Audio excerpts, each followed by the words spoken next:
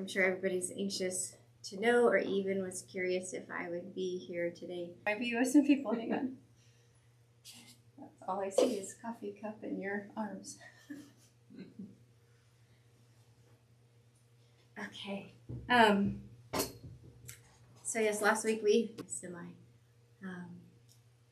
we've had one young boy go home last week, and my son and the younger boy are still in the ICU, but they are coming right along, doing everything they should and can do for the circumstances that they're in.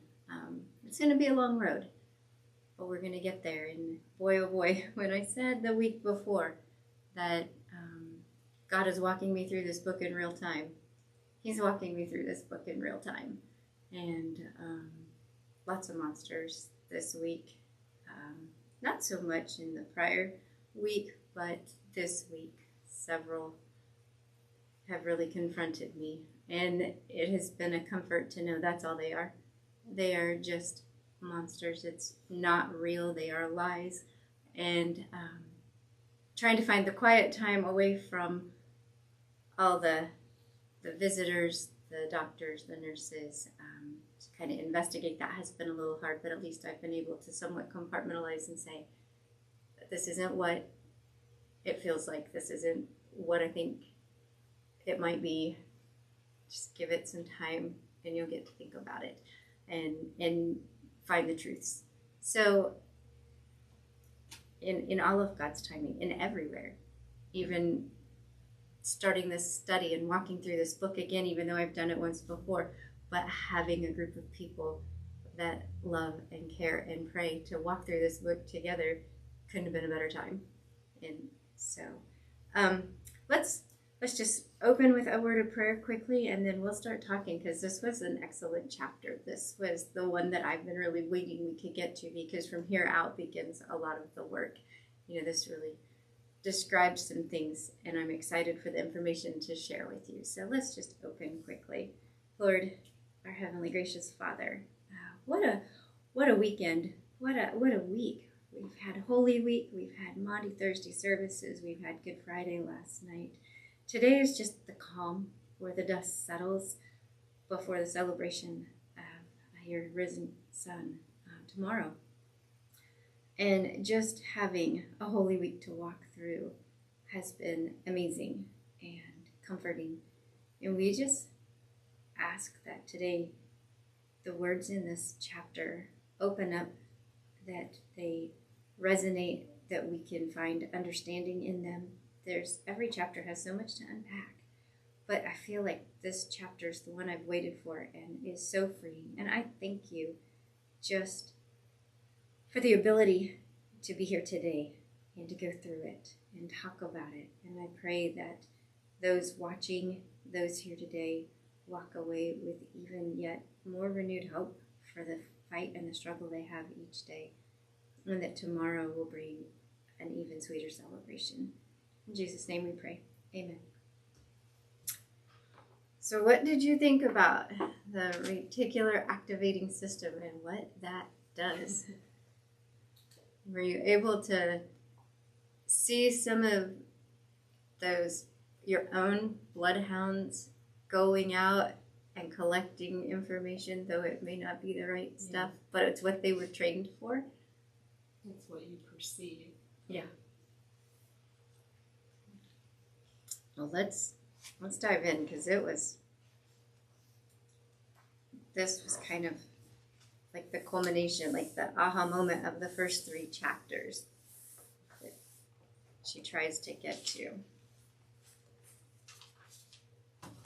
And when we talk about, at our last discussion, we talked about how we perceive things, what our perception is, and how our perception is affected by our emotions and our wiring in the amygdala, whether or not we're a fight or a flight or a freeze, all of that.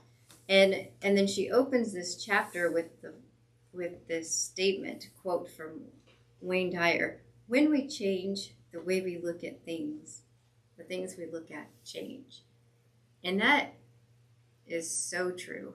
when we can take a different perspective, someone else's perspective, when we can be open to what I'm seeing isn't the only way to see it. How is somebody else seeing it? And what truth is in each person's perspective, because it's going to be clouded. There's going to be, even in the ones we think might be wrong in a situation, they're going to have some truths, and that's even kind of hard to grapple with. But when you can start to just change the way you look at something, it totally changes the situation and breaks it into manageable pieces, I think, sometimes.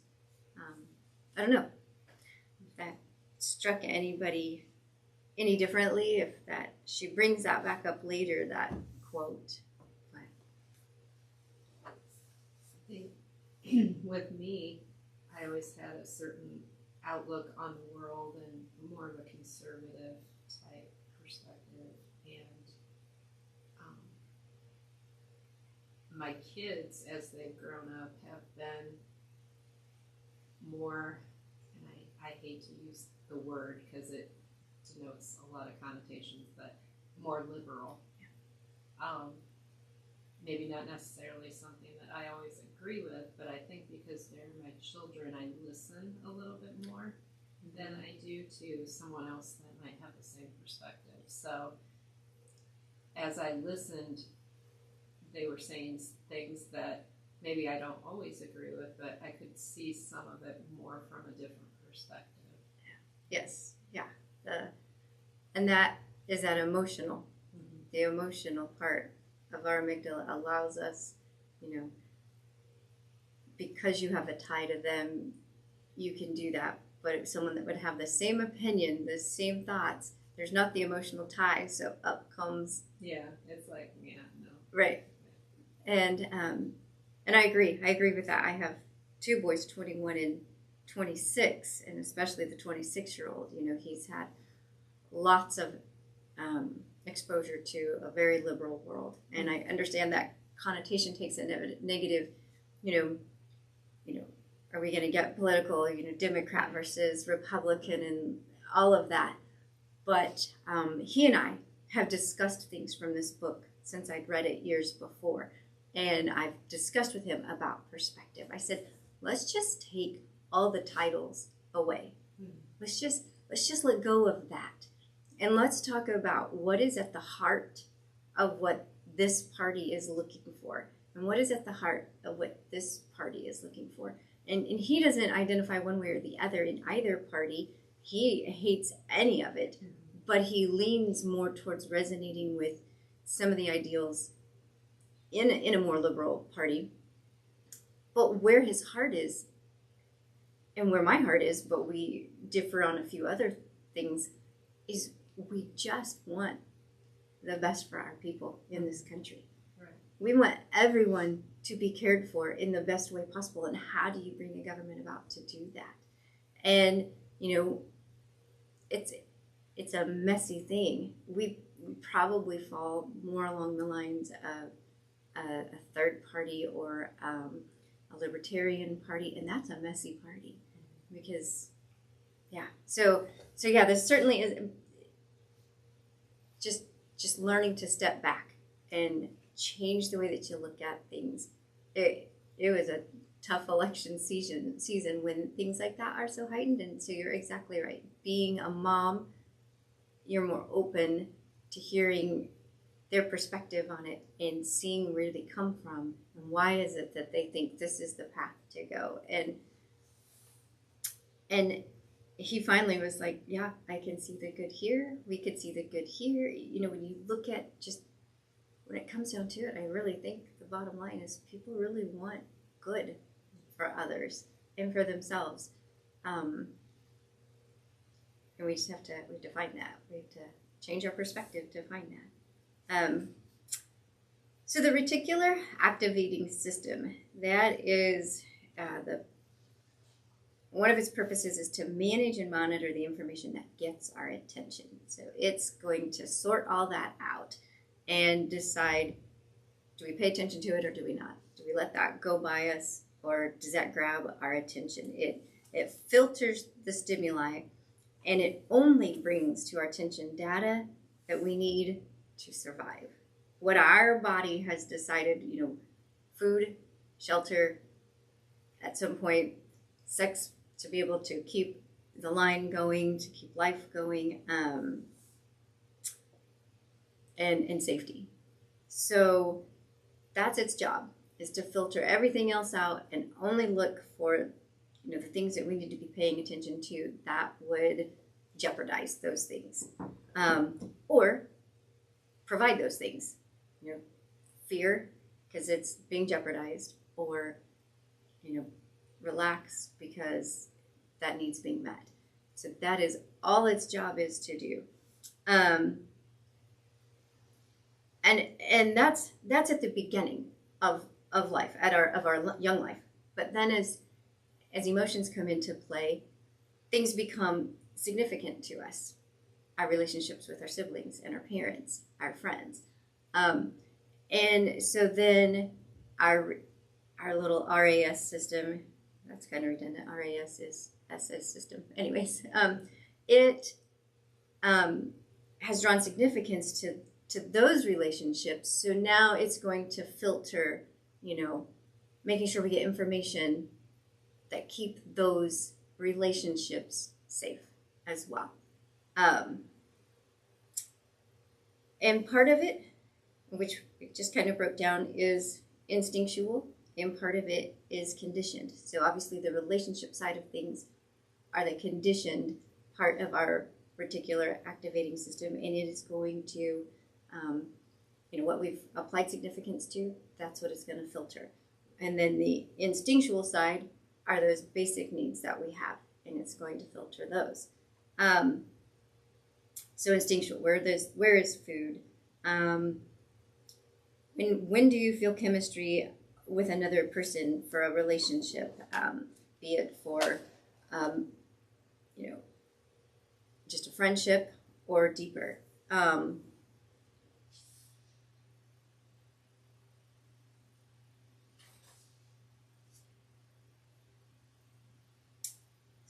Let's see. So everything that is of significance to you, right down to, and we talked about this a little bit in our last class, purchasing a vehicle, and she brings that up. All of that has significance. And so on page 84, I'm going to read, it says that the reticular activating system's job is to only let you see what you have already communicated through emotion is important to you. So you've already, through the amygdala and the response there, communicated to this system what's important. And it takes that and runs with it. And until you communicate something else through your emotions to it, it's going to continue to go out and gather evidence and information. So that's where the wiring and the unwiring and the rewiring process start. It's our emotional connection to things, and it's figuring out ways to break that connection and rewire a different emotional connection to it or to something else to replace it. So with that whole going out and shopping for a vehicle, so my son was driving my husband's 2008 Ford Escape Silver. When he first bought it, everybody had one. You see them all over. He bought it in 2010, so it's been 13 years. That has kind of gone away. He drives a different vehicle as his primary. We see that vehicle everywhere, a brown Enclave, Buick Enclave. We see it everywhere. Grandma drives a champagne-colored Buick Enclave. We see them everywhere. And so the emotional attachment to it is not as great to the Escape. We don't really see it around very much. They're still out there. And the accident with my son happened on Wednesday. And I didn't leave the hospital until Monday. for a few things, I slept the first night morning, I don't know, in a hotel across the street. So a 5-minute drive, if that. And then was back at the hospital and had stayed there. But my husband had left. He had to go home and, because we were an hour away from home, he had to go get toiletries, go get clothing, make sure our 6-year-old was squared away with grandma and grandpa. So he left a couple times and came back. And then when we left on Monday, we had to go take care of a few matters with insurance, car insurance and things like that. And he said to me as we were walking out of the hospital, because a silver Ford Escape pulled up to pick someone up from the hospital, he goes, I see them everywhere now. There's a new emotional attachment to it. And he says, I see them everywhere. And I'm like, yeah, there's a reason for that. And if it's any comfort, it means your brain's operating the way it's supposed to operate. It's doing all the things it's supposed to do. But that was a new emotional attachment, and not one that we necessarily want.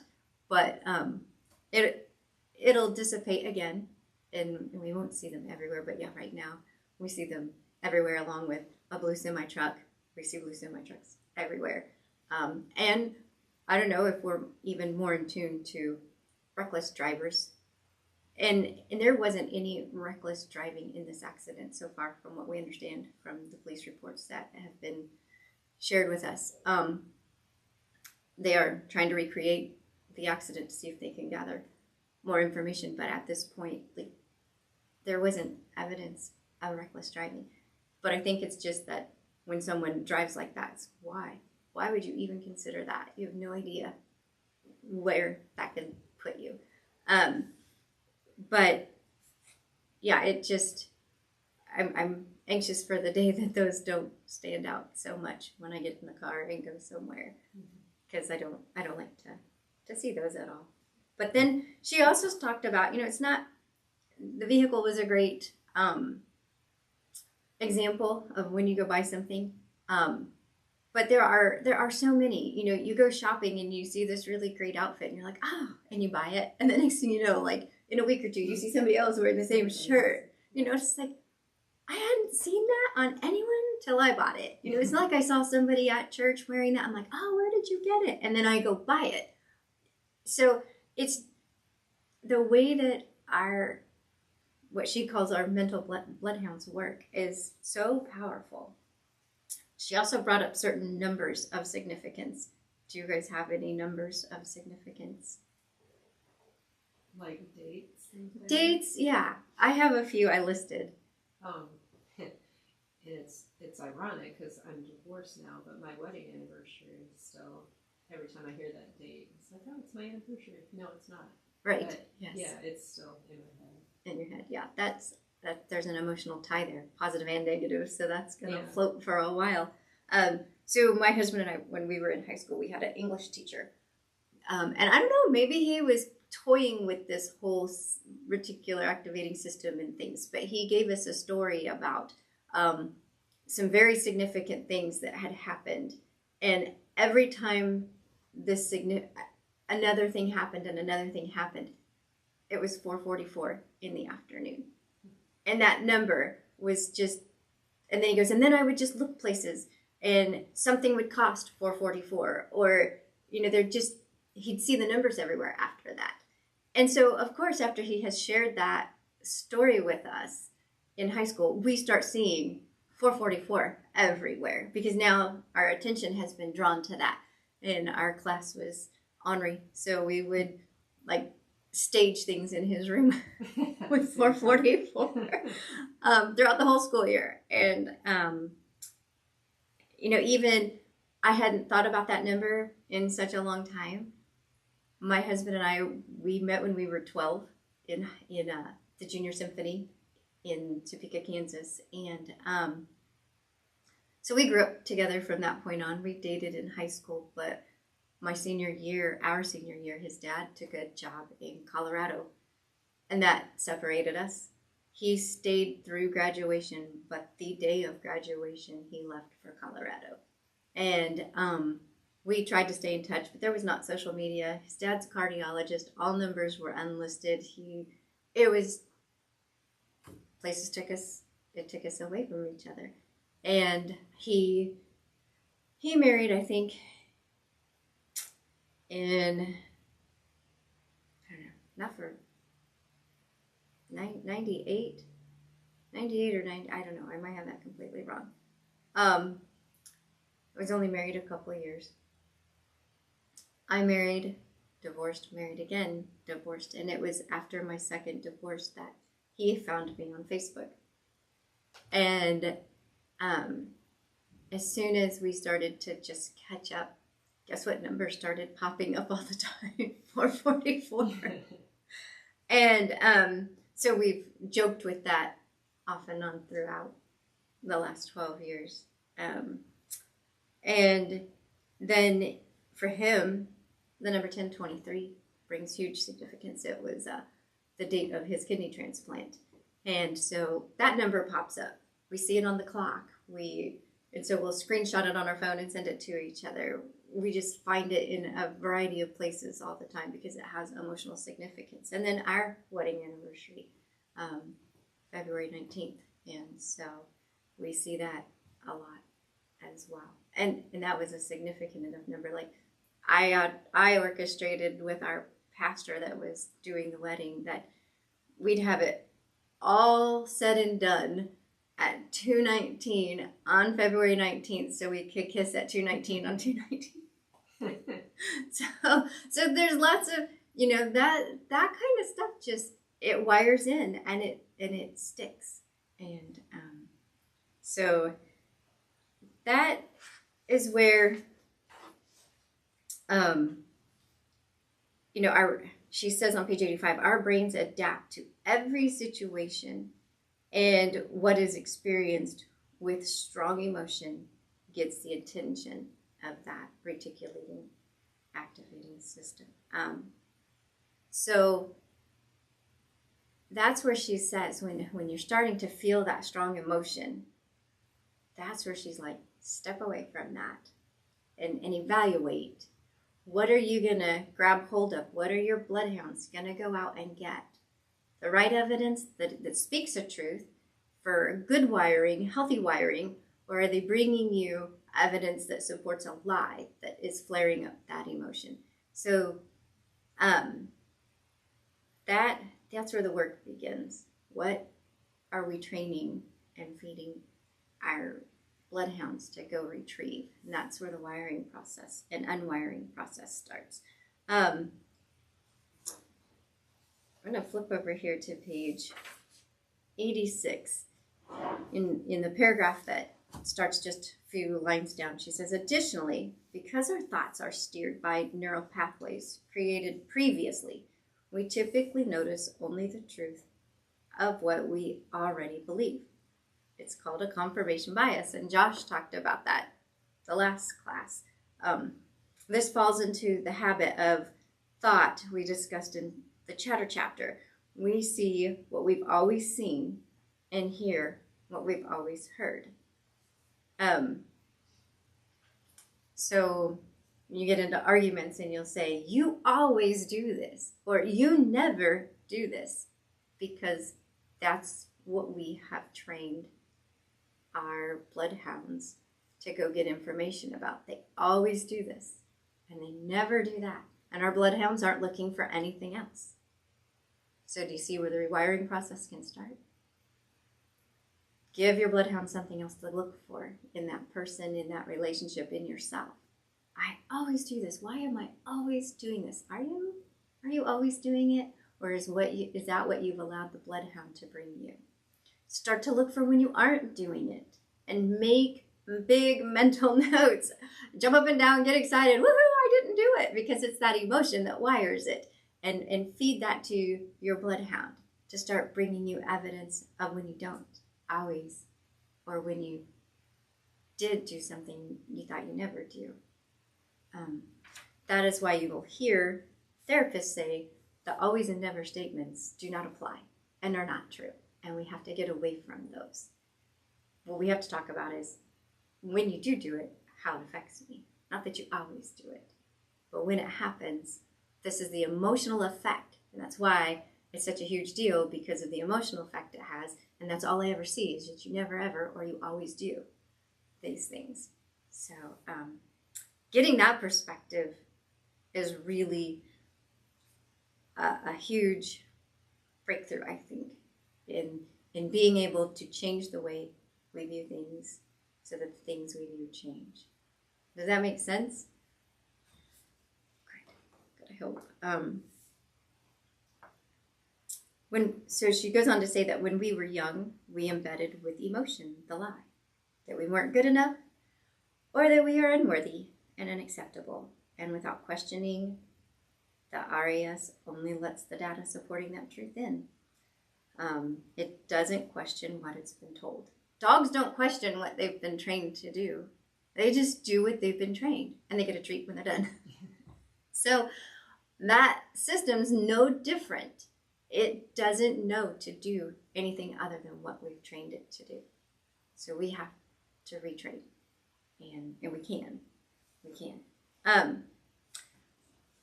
When I read through this chapter the second time, it reminded me of a discussion that my son and I, my oldest one, had, a couple months back. We were having this great conversation on perspectives, and he read a book, and I'm not going to remember the title. I should have wrote down. Maybe I did. Because I made him the other night sit down 2 nights ago and remind me, and I took some notes. It's a book written on, I don't know. Can't summon it. There's too much up here. But it had to do with the validity of eyewitness testimony. And it was a study done on people involved, but not directly, in 9/11. They were in New York at the moment, but it didn't, none of their family was affected or lost, injured, anything like that. They were just there. So they were your witnesses to the situation. And on September 12th of 2001, they were asked to write in a journal describing where they were, who they were with, when they heard the news that, this had just happened. Then 20 years later, they had the same people write the same things down in another journal without seeing their first journal to recount that story. Where they were, who they were with when they heard the news, and what was it they heard? What was the story? And 100% of these journals had inconsistencies with their original journal. And when they were confronted by giving them their original journal and saying, is this your journal that you wrote the first time? Is this your handwriting? Yes, that's mine. They read through it. They still chose to say that the second account that they had just written was the accurate account. So the emotional response that's going on at the moment something happens really cannot fully be trusted because of all the emotions taking place and everything up here in our amygdala that's firing. So oftentimes, that's an argument made a lot of times in a courtroom about the validity of eyewitness testimony to something so emotional. When you get information from them right away, is that really what happened?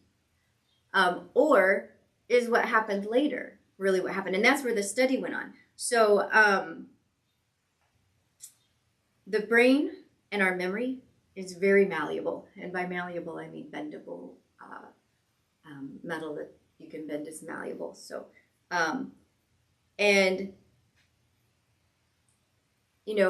some things are horrific and we don't want to deal with just how horrific that is at that moment and to protect ourselves, we'll leave details out. We aren't going to confront those. Some things that are so amazing, when we want to share that with our friends, we want them to really grasp what we did at the eyewitnessing of it, that they can't because they're not there, and we'll tend to embellish that story to make it more exciting as we tell it because they didn't get to see it and experience it firsthand. Neither one of those are with malintent or maliciousness. It's how we just convey the emotion or manage the emotion when it's something bad that, once again, protects. Because that's what the amygdala is there to do. That's what the RAS is there to do, is to protect or to connect through good. So you've had 20 years of telling yourself what happened at 9/11 and telling yourself things so you can process it and not be traumatized by it. So then when you recount the story, how much of that embellishment over 20 years has become a truth now? And it is a truth. I mean, they swore up and down, no, this really is what happened. 100% of them said the second one was true.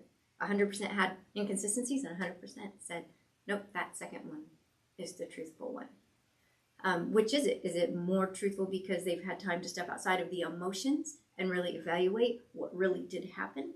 Or to subdue those traumatic emotions, did they change some of the detail and bring down some of the horrificness of that account so they could manage it in their life?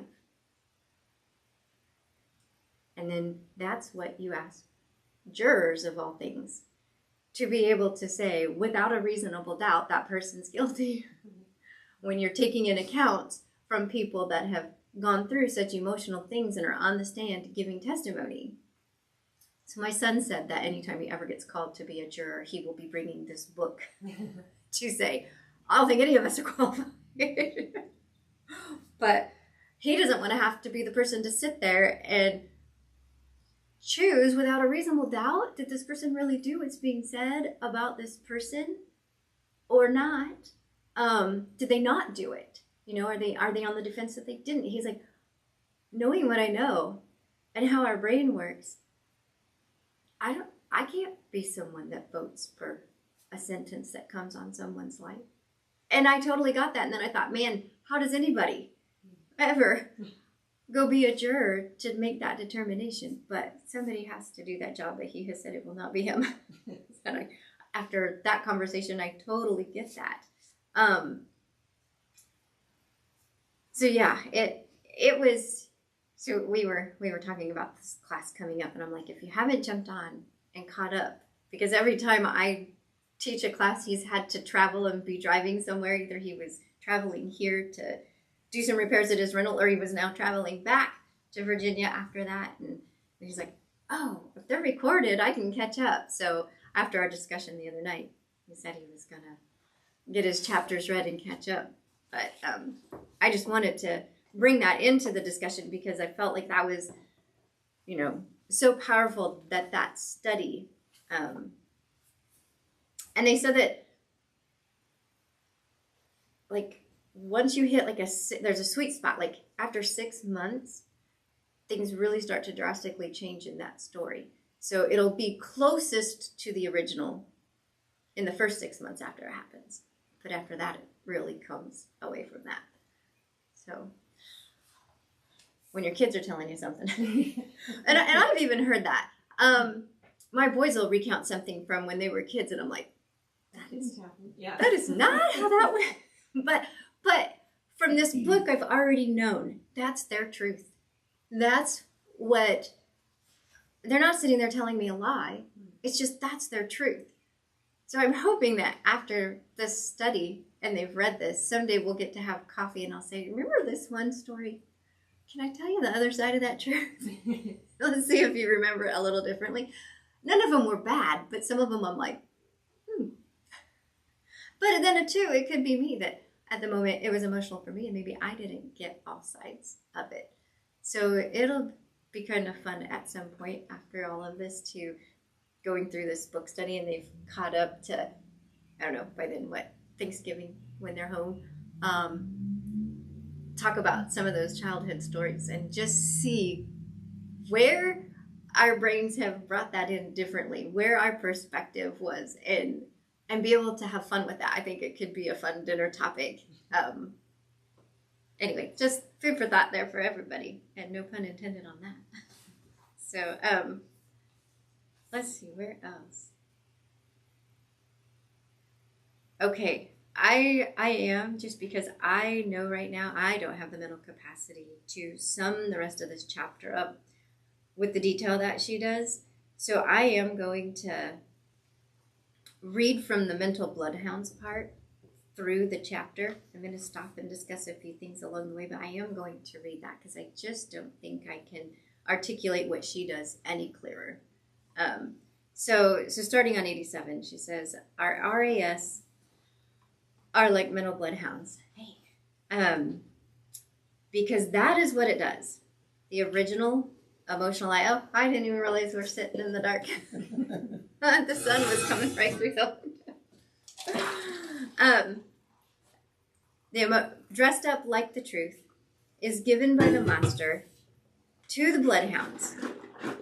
Think dirty socks.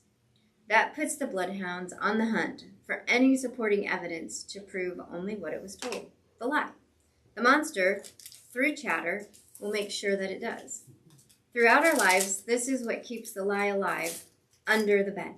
The bloodhounds have been trained and will always find evidence of why I'm not okay, or that I'm only average. This sparks the monster anew and keeps me in flight, fight, or freeze mode. And the cycle continues. The role of these mental bloodhounds cannot be diminished. If not for this feature, we would have probably forgotten or overridden the original lie as we developed more cognitive understanding.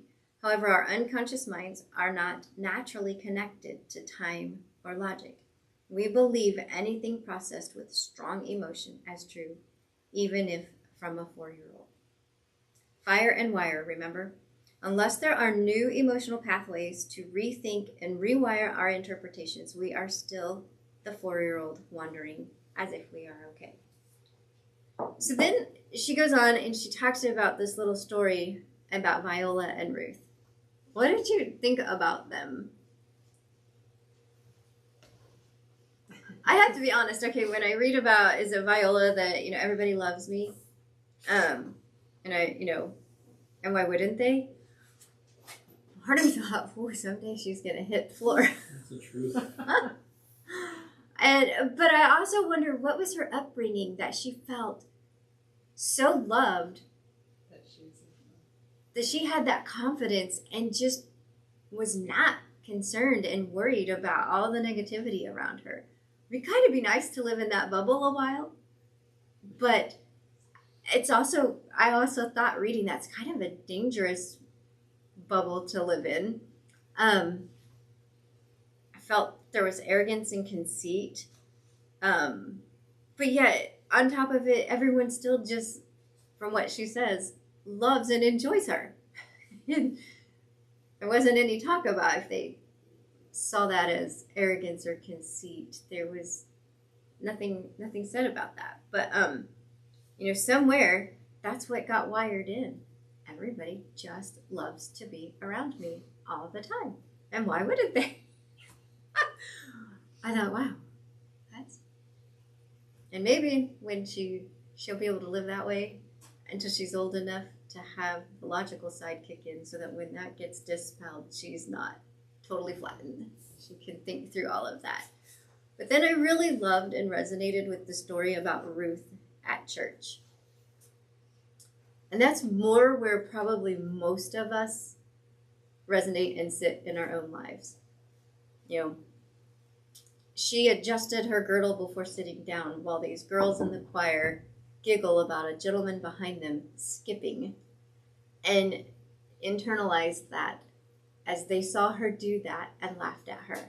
And it was all a matter of timing. And someone, as she talks about her bloodhounds, someone has told her that, everybody laughs at her. Everyone's always making fun of and laughing at her. And her bloodhounds just bring that evidence all the time. See them laughing? Yeah, it's at you. See that? Yeah, that's about you. So that's probably where most of us live, in that cycle right there. Our negative thoughts take over more than our positive. But that's because when we talked about in the chapters prior, how many thoughts a day do we have? And how many of them are negative thoughts? So that's why we live there more than where Viola lives. We have to figure out how to get somewhere closer to where Viola lives.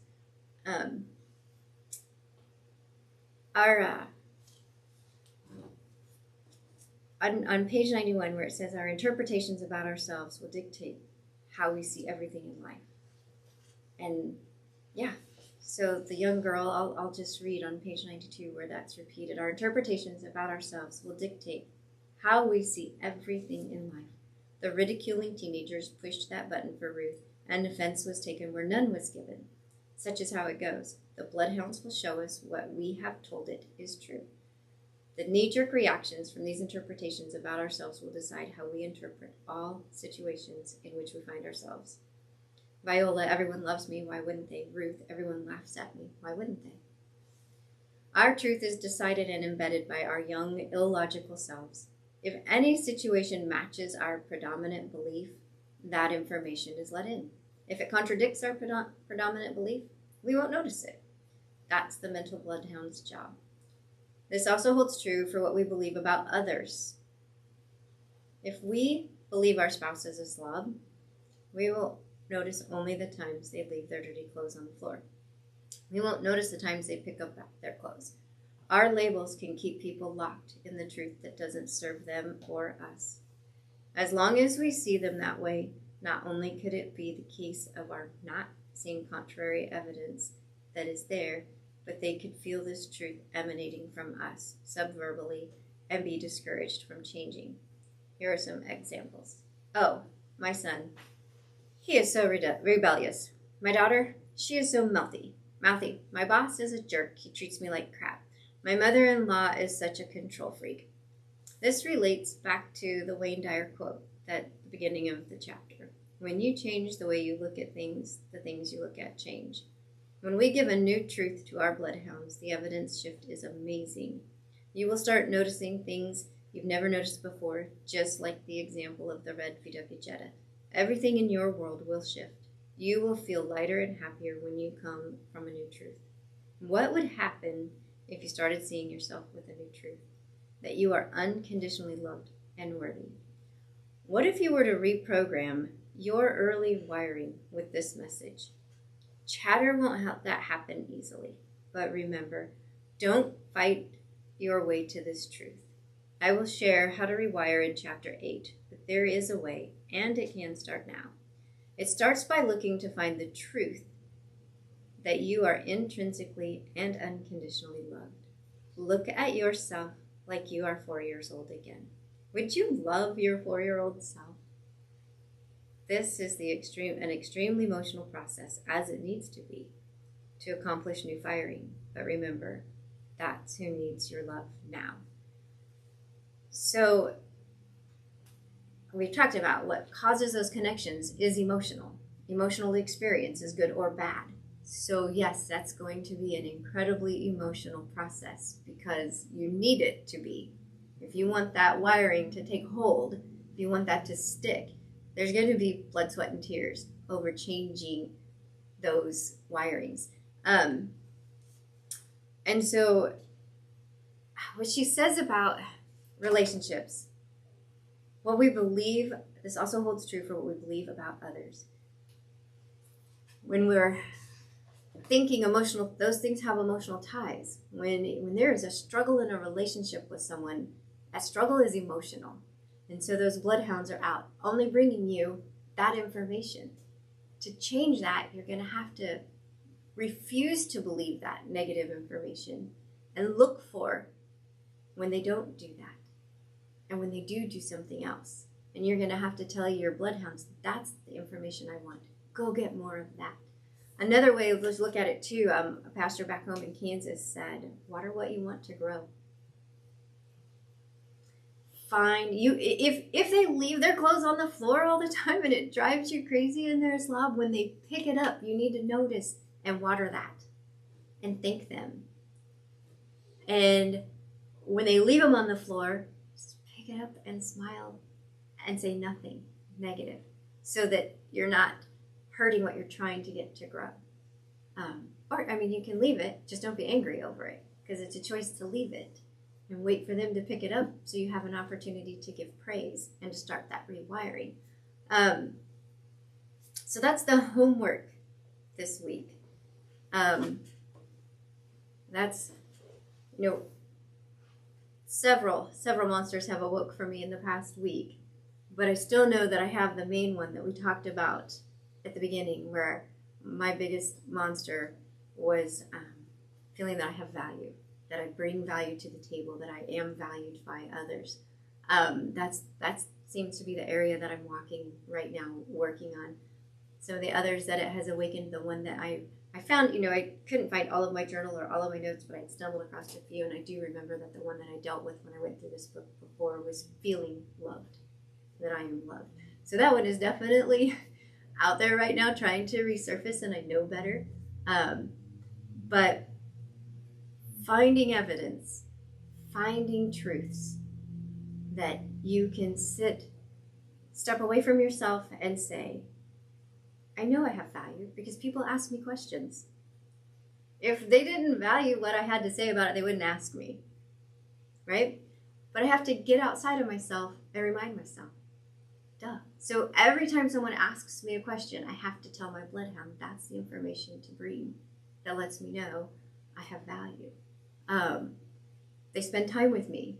That must mean both things, I'm loved and have value. I have to turn to scripture. I have to look for where it says in there that regardless of what anyone else thinks, it's rooted right there. The one where it matters the most, I have value with and am loved by. So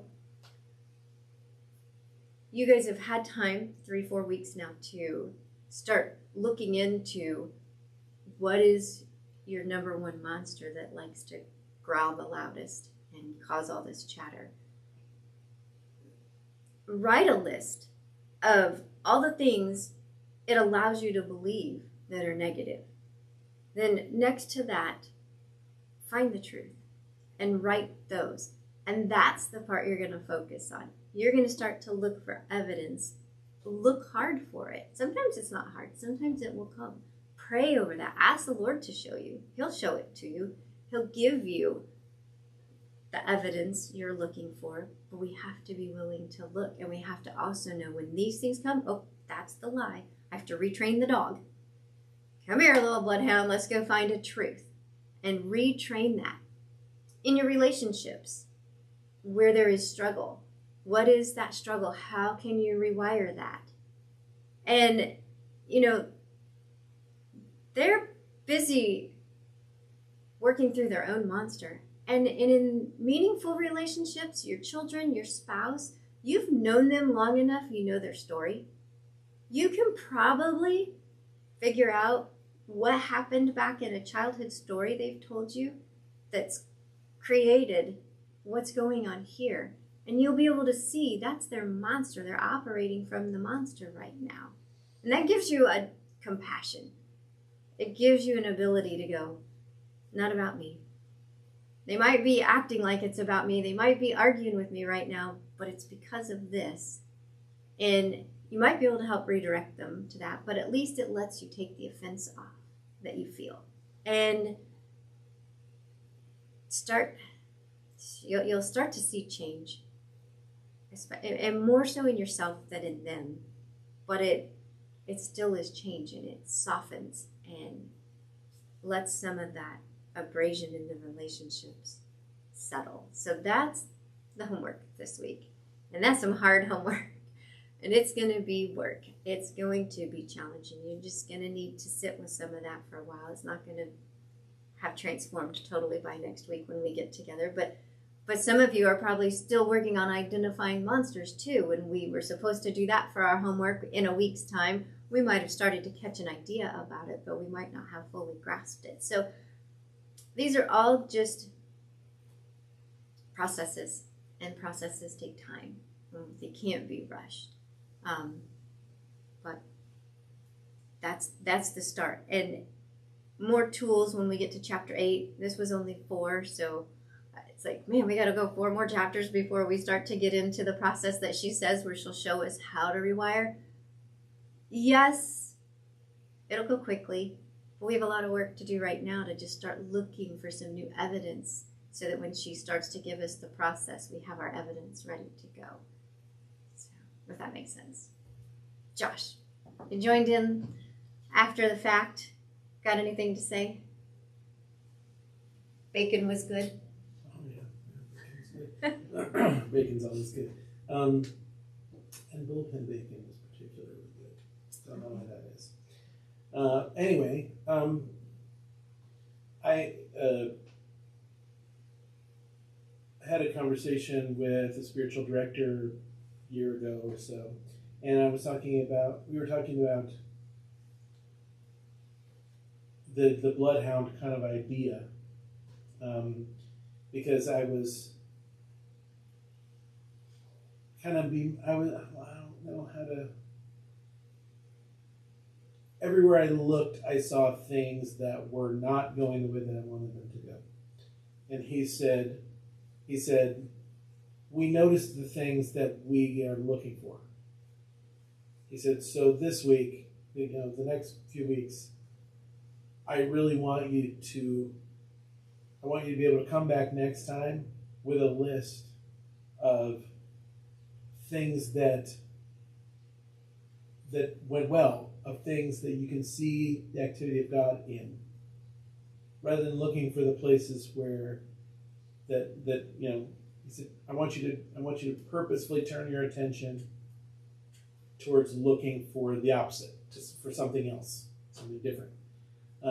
And it was very much like the red car kind of a thing, where when that question was in my mind, that's what I began to notice. So by the end of a couple of weeks of doing that, I already had a whole list of things that it's like, wow, no, that's going really well, and God's really, I feel like, in the midst of that, or God's really here, or, and so I was greatly encouraged, and nothing materially changed in my life. It was just, I was asking a different question of the world. I was looking for evidence of something I had not been looking for before, and that really, really helped. And so that quote that when you change the way you look at things, the way things look change. Yes. that's absolutely true in my experience. Yes. That made a big, big difference. So that's the homework this week, to change those things. And I'd be specific, like what's, have one thing that you're looking for. Make your list. Write it down. For sure. It's kind of along those lines of count your blessings, name them one by one. Right. Yeah. Start seeing the positive, because there is so much negative. We constantly take in negative. We've got to override that. Mm-hmm. So, yeah. There's a spiritual practice called the flow of gratitude, where you still yourself, and then you just begin to name out loud things you're grateful for, and to notice what happens in your emotional state around each one of these grateful things, and keep doing that until that feeling of gratitude kind of begins to flow on its own, and then you won't need to continue to name specific things, because once gratitude starts to flow, you can just you begin to see the whole world with this perspective of gratitude, this perspective of, wow, I have so many things to be thankful for. And the way I was taught it was, if you literally cannot think of anything, start with, I'm grateful for this breath. Yeah. You know, and begin there. Because once we've shifted over from a negative mindset of the whole world is terrible to there are things in my world to be grateful for. I mean, there really are so many. My heart beats, yeah. That eventually that shift will put us in a completely different mindset. And I've heard that this can be seen on an fMRI machine. Like that our brain literally switches gears as we begin to think about things that we're grateful for. That what's the anxiety chemical? I can't think of it right now. Cortisol, I think. Yes. Production just drops off dramatically, and dopamine begins to rise, and like it's literally a tick. It's like a joy switch in our head if we can learn to do it. But that's why it's a practice, especially in places of real anxiety and fear. To be able to find a quiet spot and begin to make that shift into gratitude can change the whole day. And Lord knows I have done that many times. Yes. Yep. You needed a restart on the day. And it only takes, just 5 minutes to get alone for a minute and redo that. Start that shift. Go, okay, that's not how my day was supposed to start. How do I shift gears and start looking, when you're feeling that anxiety, that stress, all of that welling up, that's your cue. I mean, you'll feel the physical effects, and that's where you just go, okay, this isn't what it is. And I've got to restart and just start looking for this. Something that she also said over in on page 87 in the note, if we only realized how little people actually thought about us, this wouldn't take up nearly as much mental energy. They are all busy hiding and proving their own lie. They could care less about ours. Oh, what needless pain we bear when we worry about what people think of us. And when she said that, I also thought about an old hymn, all because we do not carry everything to God in prayer. Oh, what needless pain we bear, all because we do not carry. What peace we often forfeit. Yeah. What needless pain we bear. All because we do not carry everything to God in prayer. Start there. I mean, gosh, when you're feeling that, just go right there and say, all right, Lord, show me the truth. Let's get the bloodhounds on the path of truth, because they're bringing me the negative right now. You need to shut that out and get there. And just start making your list. Start looking, asking a different question. That is so key. We're asking the wrong question. So ask a different one and make that mental shift. And it's work. It's work. You'll need your coffee at the end or your vice, whatever your vice is. As you're working through this, I need my bag of chewy chocolate and my coffee. Because, it's work. But the release after you do the work and the shift. You will not, there's nothing to regret in doing it. Baby steps forward at getting to it, and there's no regret. It's only forward motion. So, anything else? I will often tell people who are riddled with anxiety, we pastors love to say, well, you need to pray about this. But I will tell people, don't pray about this right now. Because we're just staying on that treadmill of this is my problem and thinking more and more about this problem. Put that on pause. God already knows. That's why Jesus said, don't think that by your many words you can persuade God. It's like don't pray over and over and over again about the same thing like that. But Jesus taught us to begin by looking at the Father when you pray a prayer like this, my Father who is in heaven, hallowed be your name. We start with turning our eyes to God and turning our heart towards praise, and that's where we begin. And that will take us completely out of the rat race of worry.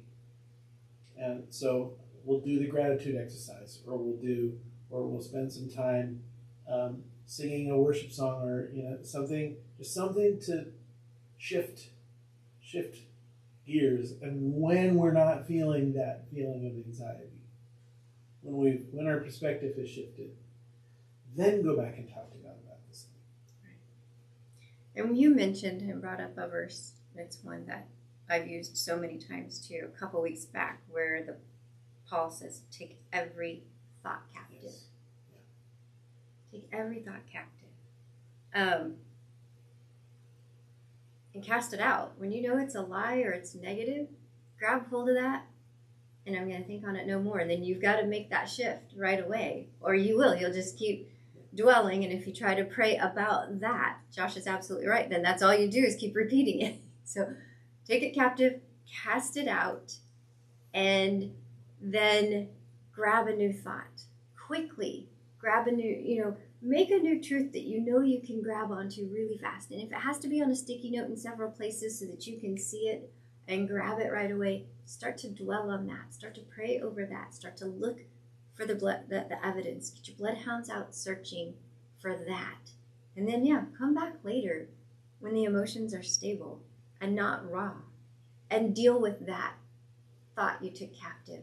Deal with it later in a rational state, not an emotional state. Sometimes if you say it out loud, what's going on in your head, it almost seems, it's easier to see, well, that's not right. Yes. So interesting you say that, because one of the exercises, and I don't remember, again, I do remember she takes us through, I think she does in the book, but I was looking back at notes this morning of an exercise that she had us do in the book discussion when we were on live with the author. And I'll just give it to you. At some point we'll get to it, but there's no reason to hold that back at this point. She said, put yourself in a movie theater. Sit yourself anywhere you like in the theater. You're in there alone. Also put yourself in the projector box, so where it's streaming from. And also put yourself on the screen. So you are in all three places. And now, from the point of sitting in the seat, watch that yourself up there saying what just said, or watch that whole scenario on a screen. If you were watching that as a movie, you're here, you're not that person, but you're watching that person. What would you be elbowing your friend about next to you when that situation, like, oh my gosh, she's so dumb to sit there and believe, why is she taking that from him? It's such a lie. Why is she doing that? Or whatever it is. What would you say to the person sitting next to you that came to watch that movie with you about you? If you could separate yourself from it and just watch it play out, what would you say about it? What would the person up there say about you, talking to them, and the things you're telling them about it? Would they have a different perspective of what's happening on that screen? What would their thoughts be? And just stepping away from that and hearing those thoughts. It's crazy to try to do, and I can't do all of it at one time. It's steps. But just watch, like you said, when you say it out loud, it'll totally change, and you might even laugh at it. You might even be like, oh my gosh, that's the most ridiculous thing. So silly. Yeah. So that is an excellent comment. And that's an exercise she took us through. And it's not an easy exercise to do. It's hard to really get yourself separated. It's a real mental exercise. And it's not just all of a sudden do it. Like, she really wants you to take like 5 minutes to just breathe and relax from it. And then take some time to put it on the screen. Watch it from the seat. Try to recount it, but keeping your breathing steady, keeping those emotions down. You're just the person in the audience. And it's really hard to do. You have to have a quiet place to get away and just really do that. A calm place, maybe calm music in the background and just some low lighting to just really allow that those, to allow or to not prevent those emotions to flare that want to.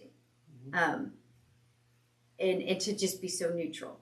Really hard to be so neutral. But it's a process, and it's powerful when you can do it. And you just think back to something a long time ago. Maybe the best, and that's what she said, the best way to practice and get used to doing it is not of something that happened yesterday. It's still too raw. Go way back into your grade school days, whatever, where you can look at a situation and put that up there, and it's not affecting you today as much. Somewhere it does affect. Somewhere it has played into the lies that we've believed. But it's not as raw, and you can evaluate that.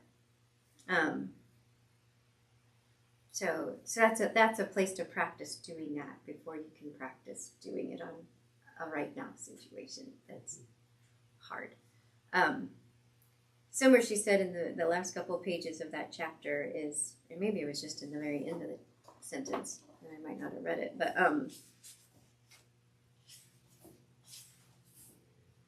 yes, I did. Would you love your 4-year-old self?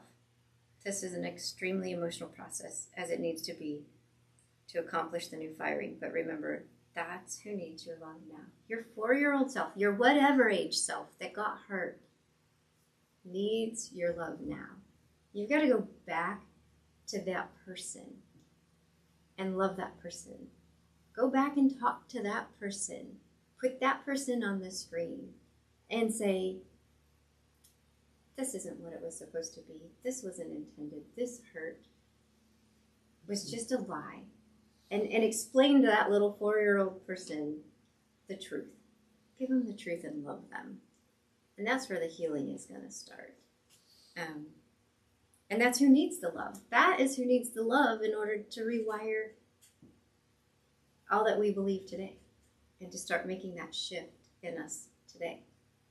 So, okay. Anything else? Amen. I had a conversation with that same spiritual director where he was like, you have so much compassion for everyone else. Why aren't you having compassion on yourself?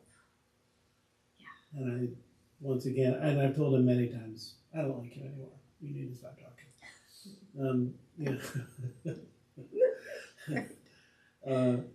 That's his job, is to say things to me that I don't want to hear, but need to. That being able to get outside of the middle of your, of that emotional thing and see that from a different perspective and say, it's going to be okay. It isn't as all-encompassing as I thought it was. And, yeah.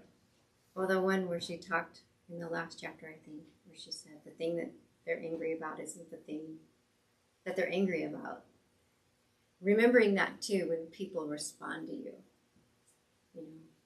They're responding out of their own fight or flight, their own, what they're trying to hide, what they're trying to prove right or wrong, and they're trying to then relate to you through all of that mud and muck. And so whatever you're perceiving from it, they're angry about isn't what they're angry about. They're operating out of it, but it's not what they're really upset about. And there's probably a lot of fear that you would find out their truth, and they don't want you to find it out, but it's really a lie. And if you can help dispel that for them, that's where it's also so good to be able to step back and be able to say, I think there's something else here. And let's just take a break and figure that out later. But starting to see that's where she also talks about, shifting your perspective. When you look at things differently, then those things begin to change. So when you see that, you can know right away they've got something else going on along with this. And it lessens the offense. It really lessens the offense. And yeah, compassion. I'm guilty of that one too. I don't give myself the same grace I extend to others. So work on that. So anything else? The car thing, that really got to me. Did it? Because that actually happened to me to like the nth degree. With this one girl I really liked, she had a black car, a certain kind of black car. After I met her, I started seeing those everywhere. Everywhere. And then not only that, but when I was mad, I would see red ones. When I was sad, I would see blue ones. Oh, wow. When I was at peace, I would see white ones.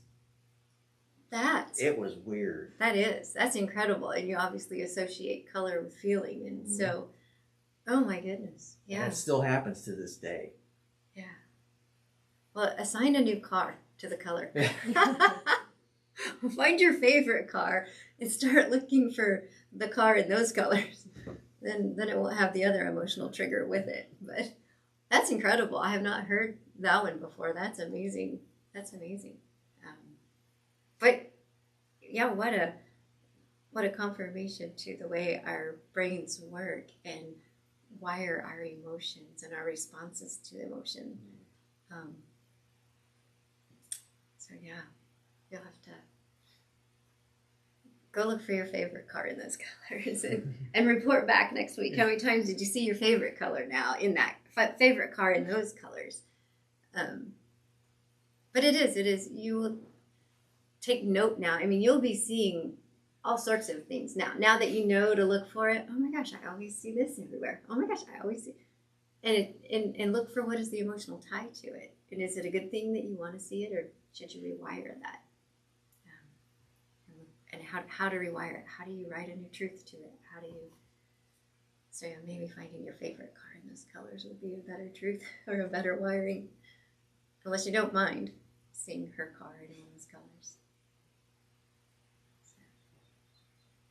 Anything else before we close?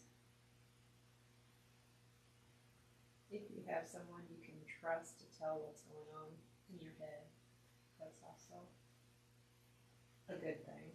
Huge. Yeah. I mean, I've done that before where I've just been so angry at myself and so angry at the world, and just said, this is what's going on in my head, and just Word vomit all over and let them clean it up. All over. Yeah. Yes. And they were like, really? That's not what, yeah. And when they tell you and you listen to them and find out that that's just your perception of everything, it's like, oh, wow, okay. So. Yeah. And that is key. You do need one person. We just need one.